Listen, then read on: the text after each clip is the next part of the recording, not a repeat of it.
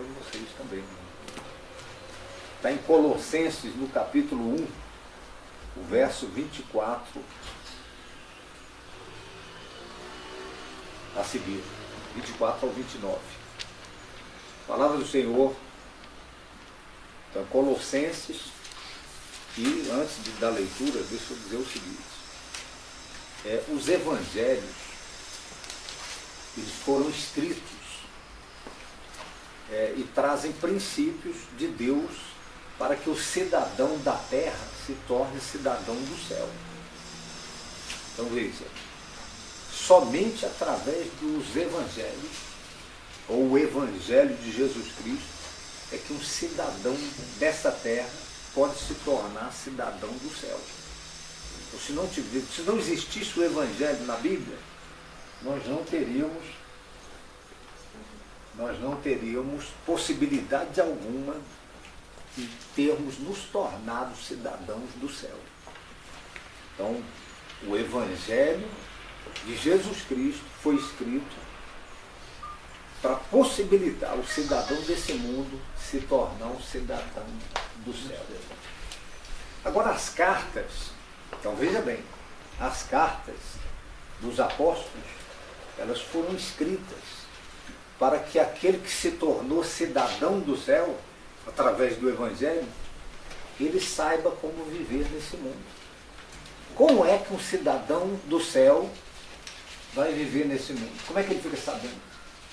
Então, recapitulando, através dos evangelhos, o cidadão desse mundo, o cidadão da terra, ele se torna um cidadão do céu.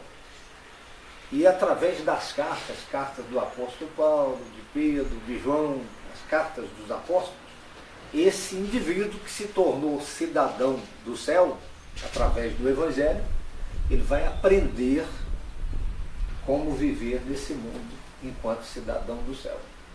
Enquanto ele não se torna cidadão do céu efetivamente, habitando no céu, ele tem que continuar vivendo nesse mundo. Mas como é que ele vai viver nesse mundo? Como ele vivia antes de se tornar cidadão do céu? Não.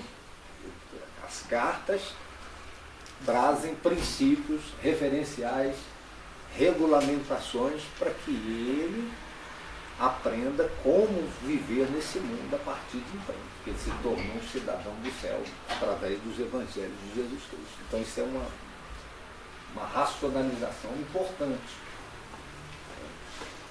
E aqui em Colossenses, que é uma carta do apóstolo São Paulo à igreja de Colossos, e é para nós também, é para o cidadão da terra que se tornou cidadão do céu, aprender como viver nesse mundo. Ele diz assim, no capítulo 1, verso 24 a seguir: agora me regozijo nos meus sofrimentos por vós, e preencho o que resta das aflições de Cristo na minha carne, a favor do seu corpo, que é a igreja, da qual me tornei ministro, de acordo com a dispensação da parte de Deus, que me foi confiada a vosso favor, para dar pleno conhecimento à palavra de Deus, o mistério que estivera oculto dos séculos e das gerações, agora todavia se manifestou aos seus santos. Verso 27. Aos quais Deus quis dar a conhecer qual seja a riqueza da glória desde o mistério entre os gentios, isto é, Cristo em vós, a esperança da glória, o qual nós anunciamos, advertindo a todo homem e ensinando a todo homem em toda sabedoria, a fim de que apresentemos todo homem perfeito em Cristo. Para isto é que eu também me afadigo, esforçando-me o mais possível, segundo a sua eficácia, que opera eficientemente em mim. Então o verso 26 diz assim: o mistério que estivera oculto dos séculos e das gerações, agora todavia se manifestou aos seus santos. Então veja bem, a Bíblia Sagrada diz lá em Isaías, a palavra do Senhor diz que Deus tem tesouros escondidos. E aqui o apóstolo Paulo está falando de coisas de Deus que estão escondidas, que estão ocultas. É claro que a Bíblia Sagrada está falando dessa graça maravilhosa em Cristo Jesus que, página após página da história da fé, ficou oculto e que foi revelado com a manifestação do Filho de Deus. Então esse mistério estava oculto, foi revelado, e agora o propósito de Deus é que esse Cristo revelado, ele aconteça em nós. Mas o tema que eu ministrei, que eu quero compartilhar aqui com vocês, é as coisas ocultas de Deus que são reveladas, que precisam ser reveladas. Então, de um modo geral, Deus não traz as coisas às claras. De um modo geral, Deus traz as coisas ocultas, escondidas, para que elas sejam reveladas depois. Então Deus esconde a graça dele, Deus esconde a bênção, Deus esconde a prosperidade, Deus esconde o novo tempo que ele tem para a vida da pessoa, está escondido. E de repente a pessoa não está conseguindo discernir, não está conseguindo enxergar, não está conseguindo fazer a leitura, não está conseguindo interpretar aquilo que Deus tem para ela, porém está oculto, está escondido.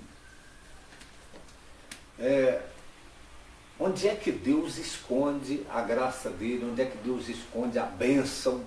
Onde é que Deus esconde o novo tempo? Onde é que Deus esconde a prosperidade, na maioria das vezes? Primeiro, Deus esconde na sua palavra.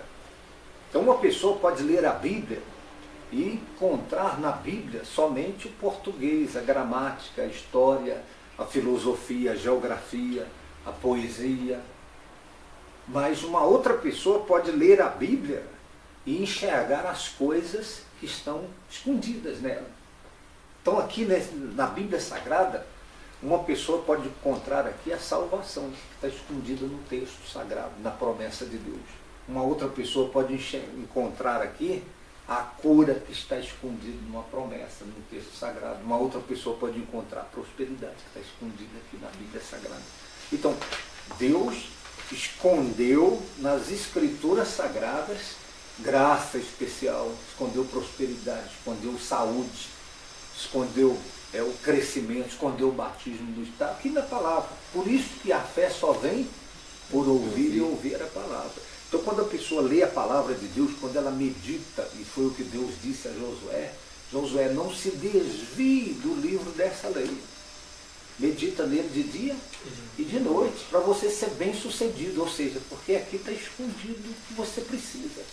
Por trás das frases, por trás dos textos, por trás das promessas que Deus fez, tem coisas escondidas ali, que só são discernidas, só são enxergadas por aquela pessoa que tem o auxílio do Espírito Santo, quando lê a Bíblia. Porque o Espírito Santo é que vai desvendar os mistérios de Deus que estão ocultos na palavra.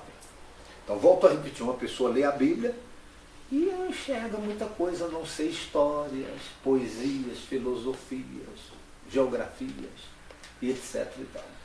Mas uma outra pessoa começa a ler a Bíblia e ela começa a ver a graça de Deus que está escondida ali. A unção de Deus que está escondida ali naquele texto. O propósito de Deus que está escondido ali naquele texto sagrado.